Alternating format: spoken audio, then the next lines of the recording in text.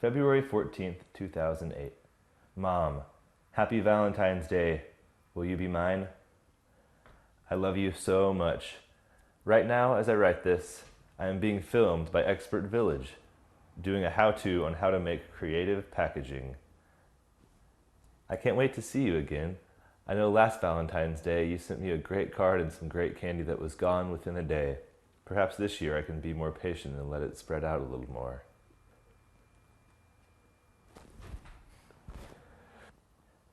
Thank you for all the ways you love me. I hope that your day is filled with joy and candy. Yours truly, your son, Michael. So now I've written my letter.